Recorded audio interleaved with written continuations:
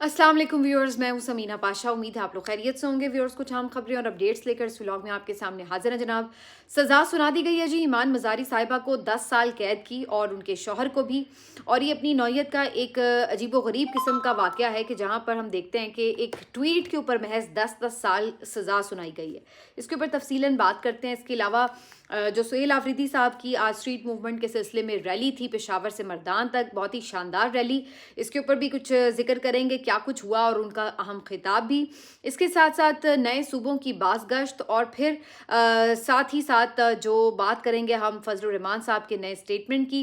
अपने हवाले से भी कुछ इंपॉर्टेंट इन्फॉर्मेशन है आज आपके साथ शेयर करेंगे। तो काफ़ी कुछ है इस व्लॉग में। आपसे रिक्वेस्ट है कि चैनल को सब्सक्राइब कर लें अगर अभी तक सब्सक्राइब नहीं किया। तो सबसे पहले जी इस पे बात करते हैं कि जो सज़ा महफूज की गई थी, जो फ़ैसला सुनाया जाना था, उसको फाइनली शाम को सुना दिया गया था। और फ़ैसला वही था जो सबको मालूम था, क्योंकि जो हरकारें हैं वो उससे बहुत पहले बता चुके थे कि जनाब सज़ा तो उनको होनी ही होनी है, जो मर्ज़ी हो जाए। तो अब ईमान मज़ारी साहिबा और उनके शौहर हादी अली चट्ठा साहब को 10-10 साल कैद की सज़ा सुना दी गई है। इसके अलावा करोड़ों रुपए जुर्माने भी उन पर आयद किए गए हैं। उनका कसूर क्या था? क्या उन्होंने किसी को कत्ल किया है? क्या उन्होंने कोई डाका मारा है? क्या उन्होंने कोई चोरी की है? क्या उन्होंने किसी का कोई हक गस्ब किया है? क्या किया उन्होंने? उन्होंने इनमें से कोई जुर्म नहीं किया। उन्होंने महज एक ट्वीट किया है और उनके शौहर ने उस ट्वीट को रीट्वीट किया है। तो ये वो जुर्म है सबसे बड़ा कि जहां पर किसी जोड़े को 10 साल के लिए सिर्फ और सिर्फ ट्वीट करने के जुर्म में कैद में डाल दिया गया है। अब इससे बड़ी नाइंसाफ़ी और इससे बड़ा मजाक क्या हो सकता है? और ईमान मज़ारी साहिबा जो कि अगर उनके बारे में ये कहा जा रहा है कि जी ये सख्त ट्वीट उन्होंने किए या कोई रियासत मुखालिफ ट्वीट किए, तो बात ये कि इससे तो कहीं ज़्यादा गंभीर किस्म के, संगीन किस्म के ट्वीट्स और बयानात जो हैं वो माजी में जो आज के मौजूदा हुक्मरान हैं वो देते रहे हैं। तो अगर आप सज़ा देने पर आ रहे हैं तो फिर या तो सबको दीजिए और या फिर ईमान मज़ारी को भी बरी कीजिए। लेकिन ये सिलेक्टिव किस्म की सज़ा जो है, जो सिर्फ इस वक्त बोलने वाले लोगों को दी जा रही है, नापसंदीदा लोगों को दी जा रही है, तो ऐसी सज़ा फिर क्या हैसियत रखती है? फिर यकीनी तौर पर सवाल तो उठेंगे, लोग तो कहेंगे कि ये सिर्फ एक इंतकाम है, कोई सज़ा नहीं है। और ईमान मज़ारी साहिबा जो कि हमेशा मज़लूमों के साथ खड़ी नज़र आती हैं, ह्यूमन राइट्स के केसेस लड़ती हैं, फ्री में केसेस लड़ती हैं और अपनी एक पहचान रखती हैं दुनिया भर में कि वो ह्यूमन राइट्स एक्टिविस्ट हैं। उनके साथ खुद आप ये कर रहे हैं कि उनके जो बुनियादी राइट्स थे, यानी कि जो उनका हक़ दिफा था वो ख़त्म किया गया जज साहब की तरफ से। उनका जो 342 का बयान आना था वो ख़त्म किया गया।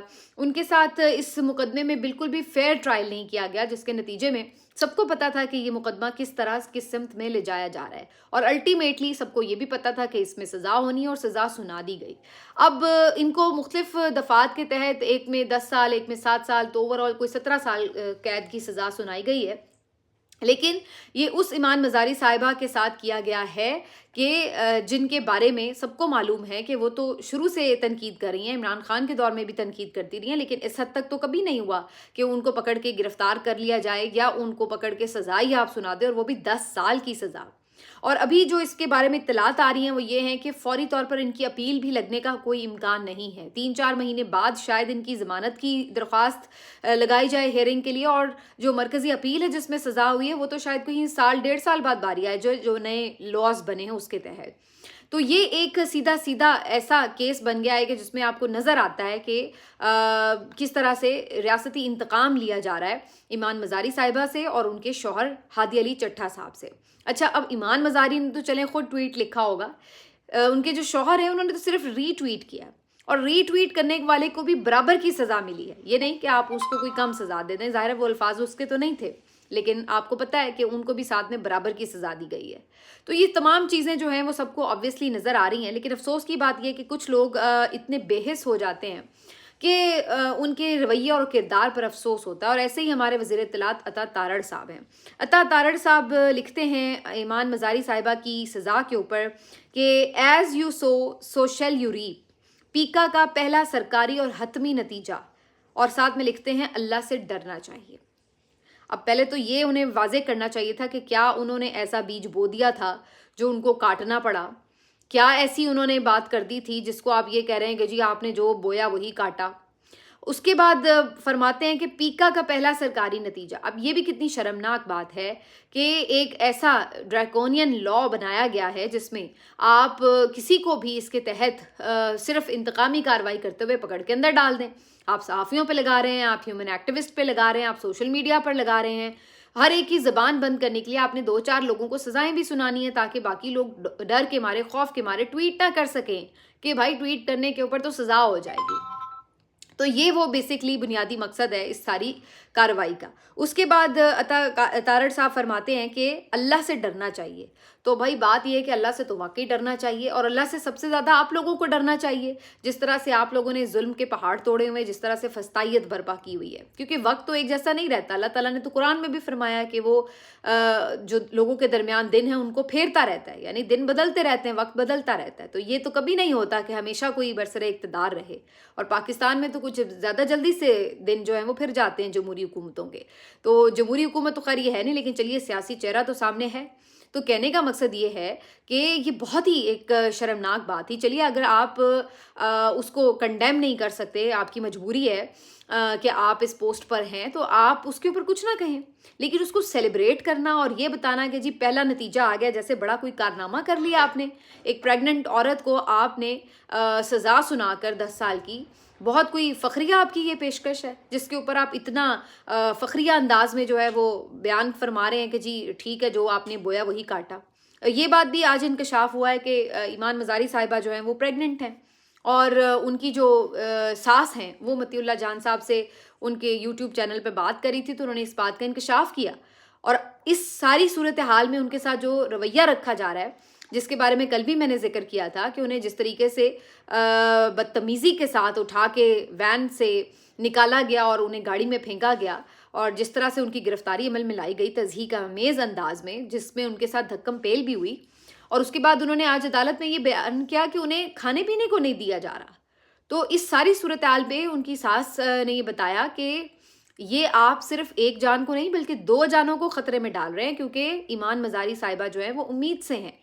تو آپ اندازہ لگائیے کہ یہ ریاست اب کہاں تک آ گئی ہے.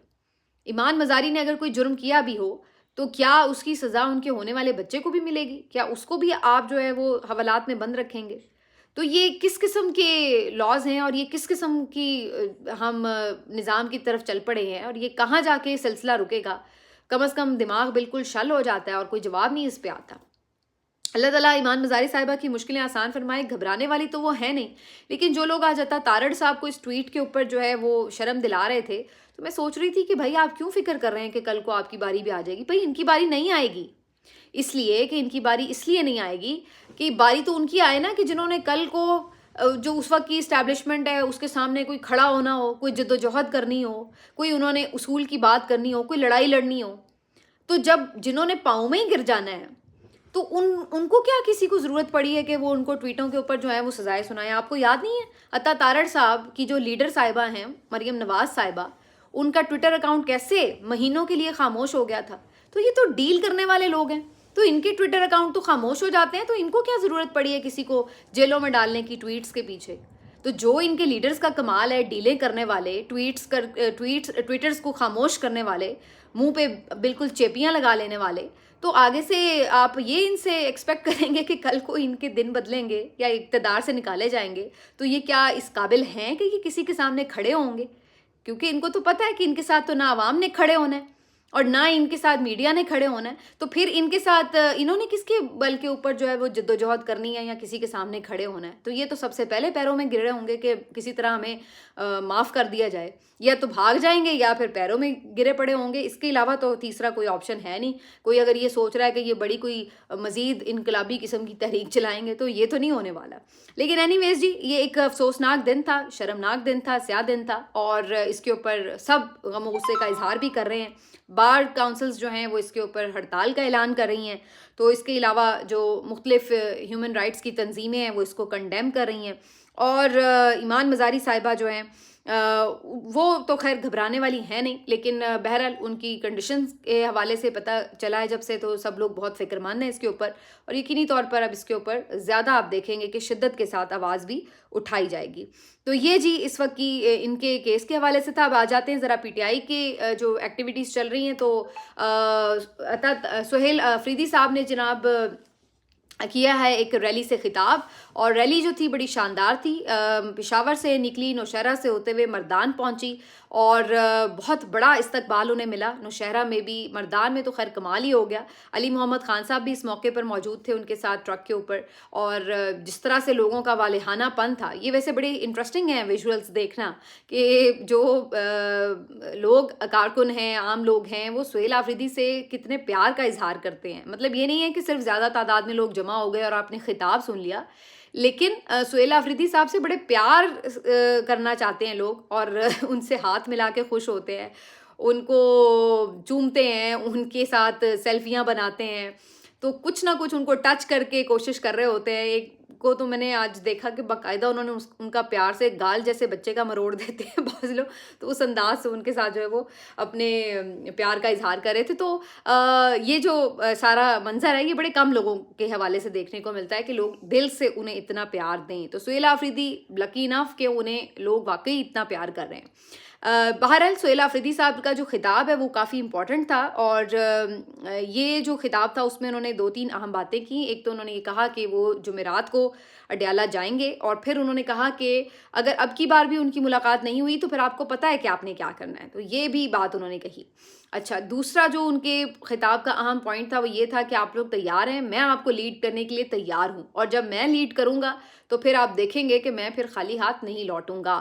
تو اس دفعہ انہوں نے یہ اشارہ بھی دیا ہے کہ اگر اب کچھ احتجاج کا کوئی بڑا پلان ہوتا ہے تو اس کو لیڈ کریں گے سہیل آفریدی۔ تیسری جو امپورٹنٹ بات تھی انہوں نے غزہ کے حوالے سے کی، اور انہوں نے کہا کہ اگر میرا لیڈر ہوتا آج اقتدار میں تو وہ کبھی بھی یہ پیس ڈیل سائن نہ کرتا، اور پھر انہوں نے اس پہ نعرے بھی لگوائے کہ کس نے یہ ڈیل سائن کی، کس نے یہ ڈیل سائن کی، اور پھر اس کے بعد انہوں نے کہا کہ اگر عمران خان آج باہر ہوتا جیل سے تو کبھی بھی وہ یہ ڈیل سائن نہ کرنے دیتا۔ تو یہ ان کی طرف سے 2-3 اہم پوائنٹس تھے جس پہ انہوں نے بات کی۔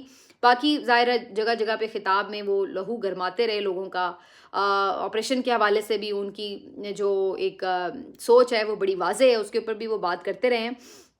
لیکن یہ ہے کہ یہ مومنٹم تو انہوں نے بنا دیا، اس میں تو کوئی شک نہیں ہے اور کوئی دو رائے نہیں ہے کہ سہیل آفریدی نے بہرحال باہر نکلے ہیں، انہوں نے ایک مومنٹم بنایا ہے پنجاب میں بھی، اور اس کے ساتھ ساتھ سندھ میں بھی، اور اس کے بعد اب خیبر پختونخوا تو ظاہر ہے ان کا اپنا صوبہ ہے جہاں پر ان کی ایک حکومت ہے، تو انہیں زیادہ درپیش نہیں ہوتی مشکل، لیکن اس کے باوجود بھی لوگوں کا باہر نکلنا، کیونکہ ایک ڈس اپوائنٹمنٹ تو بہرحال کارکنوں میں آ گئی تھی، اسی وجہ سے علی امین گنڈا پور صاحب کے جو آخری 1-2 جلسے اگر آپ اس میں غور کریں تو کارکنوں کی تعداد بھی خاصی کم ہو چکی تھی، اور لوگ کنیکٹ نہیں کر رہے تھے علی امین گنڈا پور سے، بلکہ آخری جلسے میں تو میں آپ کو یاد دلاؤں باقاعدہ جوتے دکھا رہے تھے لوگ، اور نہیں خطاب سننا چاہتے تھے علی امین گنڈا پور کا۔ تو وہ جو ایک پورا ماحول بن چکا تھا، اس کی وجہ یہی تھی کہ لوگ اب ٹرسٹ نہیں کر رہے تھے، کارکن بالکل علی امین گنڈا پور صاحب پہ اعتماد نہیں کر رہے تھے، اور ڈس اپوائنٹمنٹ بھی تھی کیونکہ 2-3 ایفرٹس ہو چکی تھیں عمران خان صاحب کی رہائی کے لیے، لانگ مارچ وغیرہ کے لیے، اور اس کے نتیجے نہ نکلنے کے اوپر، اور بلکہ خوفناک نتیجے نکلنے کے اوپر لوگ ڈس اپوائنٹڈ تھے۔ لیکن اب وہ جو ڈس اپوائنٹمنٹ ہے اس کا خاتمہ کیا ہے سہیل آفریدی نے، اور انہوں نے باہر نکل کر ایک تو دوبارہ سے لوگوں کی دلچسپی اپنے ساتھ جوڑی ہے، نمبر 1، نمبر 2 یہ کہ انہوں نے عمران خان کو ریلیونٹ رکھا ہے، نمبر 3 یہ کہ ان کے باہر نکلنے سے جو ایک اسٹرینتھ کا میسج وہ دینا چاہتے تھے کہ ان کی ابھی بھی اسٹریٹ پاور موجود ہے، وہ دینے میں وہ کامیاب ہوئے ہیں۔ تو بہرحال یہ ان کی اسٹریٹ موومنٹ کا ایک ٹاسک جو تھا وہ انہوں نے اچھے سے کمپلیٹ کیا، آگے ایک اور انہوں نے ابھی اس سلسلے میں نکالنی ہے ریلی وغیرہ، اور آگے ان کا پلان ہے کہ دوبارہ بھی پنجاب کی طرف آئیں۔ تو لیٹس سی جی ان کی مزید کیا اس حوالے سے ایکٹیویٹیز ہوتی ہیں۔ مولانا فضل الرحمان صاحب کے حوالے سے بھی ایک آپ کو دلچسپ سٹیٹمنٹ بتاتے ہیں۔ مولانا فضل الرحمان صاحب جو ابھی انہوں نے بل پاس کیا ہے جس میں انہوں نے کہا کہ 18 سال سے جو کم عمر مرد اور حضرات ہیں یا لڑکا اور لڑکی ہیں ان کی شادی نہیں ہوگی، اور 18 سال کم از کم شادی کی جو عمر ہے وہ متعین کر دی گئی ہے۔ تو اس کے اوپر مولانا بڑے گرجے بھر سے اسمبلی میں، اور انہوں نے کہا کہ یہ ایک غیر اسلامی قانون ہے اور وہ اس کو نہیں مانتے، اور ساتھ انہوں نے چیلنج کر دیا کہ وہ خود ऐसे लोगों का निकाह पढ़ाएंगे जिनकी उम्र 18 साल से कम हो, और देखते हैं कि उन्हें कौन रोकता है। तो जी मौलाना फजल रहमान साहब इस मामले के ऊपर जो है वो मैदान में आ गए हैं, हुकूमत के सामने हैं। लेकिन बहरहाल हुकूमत ऐसे मामलात पर कि जहाँ उनको कोई रियल चैलेंज नहीं होता, वो ज़्यादा फड्डेबाजी नहीं करती। तो मेरा नहीं ख्याल है कि मौलाना साहब जो हैं उनको वो कोई प्रॉब्लम करेगी, और मौलाना साहब भी बड़े सियाने हैं, वो भी जल्दी हुकूमत को कोई प्रॉब्लम नहीं कर पहुंचाते। तो वो आपस में मामलात को तय तू कर लेते हैं। लेकिन ये बहरहाल उन्होंने ऐलान कर दिया है कि मौलाना फजल रहमान साहब ने, कि वो 18 साल से कम उम्र लड़के और लड़की की शादियाँ खुद करवाएंगे। वैसे तो ये उलमाए कराम पर, मौलाना हजरात पर बड़े इल्ज़ामात लगते हैं कि ये लोग बड़ी बड़ी उम्र में जाके भी कम उम्र लड़कियों से शादियां करते हैं। तो इसलिए बहुत से लोग जो हैं वो इस बयान को कोई बहुत ज़्यादा पॉजिटिव नहीं ले रहे होते। वो समझते हैं कि ये उन्होंने ख़ास तौर पर जो है वो अपनी वजह से इस किस्म के बयान देने होते हैं। लेकिन बहरहाल ये आम, मैं जनरल वे में बात कर रही हूँ कि जेनेरिकली इसको इस तरीके से देखा जाता है। अच्छा जी, नए सूबों की बाज़गश्त भी है, और आज साउथ एशिया इंडेक्स ने भी ये खबर छाप दी है, जो कि कई दिनों से हमारे बहुत से सीनियर सियासतदान बता रहे हैं, जो इक़्तिदार के ऐवानों के करीब समझे जाने वाले लोग हैं, वो अनाउंस कर रहे हैं कि अंदर कहीं खिचड़ी पक रही है। और खिचड़ी ये पक रही है कि जनाब एक नई तरमीम आएगी, 28वीं तरमीम, और इस 28वीं तरमीम के नतीजे में नए सूबे बनाए जाएंगे। इन नए सूबों के हवाले से जो चीदा चीदा बातें हैं वो ये कि पंजाब को भी डिवाइड किया जाएगा, कराची को सूबा बनाया जा सकता है अलग से, और हज़ारा सूबे के ऊपर भी बात हो सकती है। तो काफ़ी सूबे जो हैं वो बनाए जा रहे हैं, और इसकी वजह ये बताई जा रही है कि ताकतवर हलकों में भी एक सोच पनप रही है कि जनाब इतने बड़े यूनिट्स को चलाना, इसमें गुड गवर्नेंस नहीं हो सकती, लिहाजा छोटे यूनिट्स करने पड़ेंगे, और इसके लिए सूबों में तकसीम की जाएगी। अब इसके ऊपर आपको पता है कि पीपल्स पार्टी का मौक़िफ़ बड़ा वाज़ेह है, और वो ये समझती है कि जनाब सूबे तकसीम नहीं होने चाहिए, क्योंकि कराची से सारा पैसा आता है, और कराची अगर उनके हाथ से निकल गया तो फिर वो क्या बेचारे करेंगे। तो लिहाजा उसको वो अपोज करते हैं। अब कुछ तो ख्याल ये है कि जनाब चूँकि असल में इन्होंने NFC वगैरह के ऊपर अमेंडमेंट्स करनी है, 18वीं तरमीम के कुछ पर काटने हैं, तो इसलिए ये सूबों की तकसीम की बात शुरू कर दी गई है, ताकि वो कहते हैं ना, मौत दिखाकर बुखार पे राज़ी करना। तो पीपल्स पार्टी को राज़ी करने के लिए उन्हें बताया जा रहा है कि जी हम सूबे बनाने जा रहे हैं। वो अल्टीमेटली सूबों को अपोज करेंगे, तो उन्हें कहा जाएगा कि ठीक है, फिर आप NFC मान लें और 18वीं तरमीम में कुछ इख्तियारात जो हैं वो सरेंडर करें वफाक को।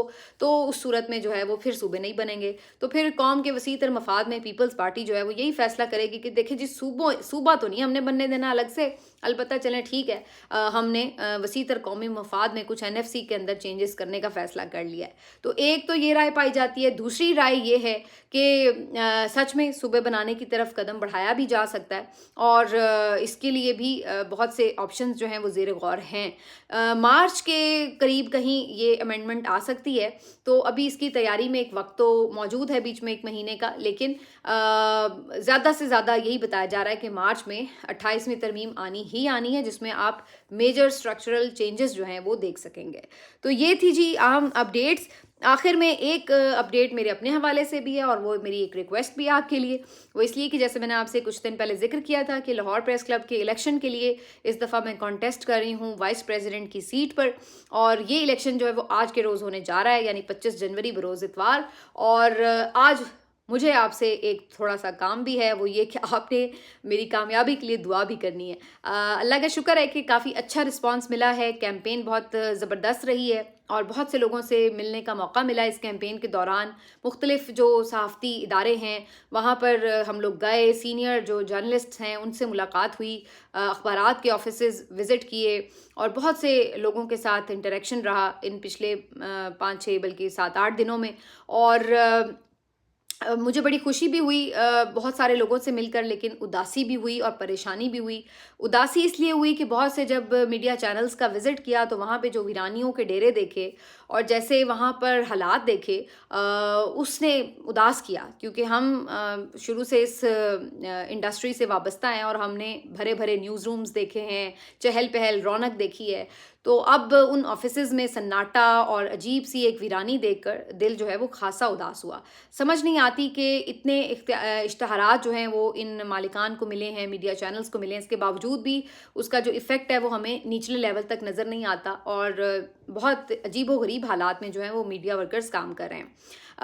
جو اس کیمپین کے حوالے سے بات کروں میں تو بہت سے لوگ میں یہ سمجھتی ہوں کہ یہ سمجھتے ہیں کہ بھلے وہ کھل کے بات نہیں کر رہے ہوتے، بھلے بہت سے لوگ جو ہیں وہ صرف ایک روزگار کی طرح نوکری چلا رہے ہیں اپنی صحافت کی، لیکن ایسا نہیں ہے کہ کہیں پہ لوگ جو ہیں فریڈم آف سپیچ کو بھول گئے ہیں یا وہ ان حالات پہ بڑے خوش اور مطمئن ہیں، بلکہ ان لوگوں کی گفتگو سے مجھے یہ اندازہ ہوتا ہے کہ اس بات کی تکلیف موجود ہے، اور بہت سے لوگ جو ویسے ادروائز آپ کی رائے سے بھلے اتفاق نہ بھی کر رہے ہوں، لیکن وہ اس بات پہ اپریشیٹ کر رہے تھے کہ ایٹ لیسٹ کوئی ریزسٹنس جو ہے وہ کہیں سے شو ہو رہی ہے، کہیں پر کوئی تو ہو جو مزاحمت کی بات کرے، کہیں تو کوئی ہو جو کہ ہوا کے مخالف سمت بھی کھڑا ہو کر کوئی بات کر سکے۔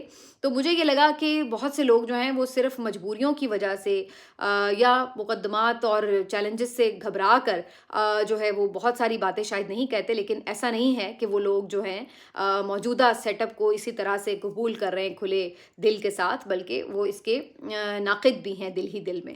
تو بہرحال یہ تو میری کچھ آبزرویشنز تھیں جو بہت سے لوگوں سے ملنے کے بعد ہوئیں، لیکن آپ سے ریکویسٹ یہ ہے کہ آپ دعا کریں کہ اللہ تعالیٰ مجھے کامیاب کرے۔ پہلی دفعہ میں یہ الیکشن کانٹیسٹ کر رہی ہوں، اور مقصد میرا یہی تھا، جیسے میں نے پہلے بھی ایک ویڈیو میں بیان کیا تھا کہ پریس کلب میں جو ظاہر ہے ایک تو آف کورس جو ہماری کمیونٹی ہے، جرنلسٹ کمیونٹی ہے، اس کی فلاح و بہبود کا کام ہو سکے، ان کے لیے بہتر مستقبل کے لیے کام ہو سکے، جو فائنینشیل کرائسس ہیں ان میں ان کی کچھ سپورٹ ہو سکے۔ تو ایک تو میری جو اس میں خواہش تھی وہ یہ تھی کہ اس سلسلے میں کچھ کر سکوں، اور دوسرا یقینی طور پر میں یہ سمجھتی ہوں کہ چاہے صحافتی تنظیموں کا یا کلبز کا کوئی بھی ایسا پلیٹ فارم موجود ہو جہاں سے ہم کوئی اپنی بات کر سکیں کھل کے اور کچھ اپنے لیے آواز اٹھا سکیں، تو یہ بھی ہمارے لیے بڑا ضروری ہے کہ ہر فورم پر ہماری ایک پریزنس ہونی چاہیے۔ تو ان دو وجوہات کی بنا پر میں نے یہ الیکشن کانٹیسٹ کرنے کا فیصلہ کیا تھا۔ اب اپنا میسج جو ہے وہ میں نے بڑی محنت کے ساتھ تمام جو ووٹرز ہیں اس پریس کلب کے ان کو پہنچایا ہے۔ امید ہے کہ وہ مجھے یقیناً ووٹ دے کر کامیاب کرائیں گے۔ آپ کی دعائیں اور آپ کی جو نیک تمنائیں ہیں وہ مجھے ضرور درکار ہوں گی۔ آنیسٹلی اس کیمپین کے دوران جتنی محبت اور جتنی عزت مجھے ملی ہے، آپ یقین کریں کہ جیت ہار اب ایک الگ طرف رہ گئی ہے۔ چاہے میں اس الیکشن میں جیتوں یا ہاروں، شاید مجھے اس کا کوئی کسی قسم کی کوئی پشیمانی نہیں ہوگی، کوئی ریگریٹ نہیں ہوگا۔ اس کی وجہ یہ کہ جو میں نے اس ساری کیمپین کے دوران عزت سمیٹی ہے، میرے لیے وہ بھی میری جیت ہے۔ تو ملتے ہیں آپ سے انشاءاللہ اگلے ویلاگ میں۔ اپنا خیال رکھیے۔ اللہ حافظ۔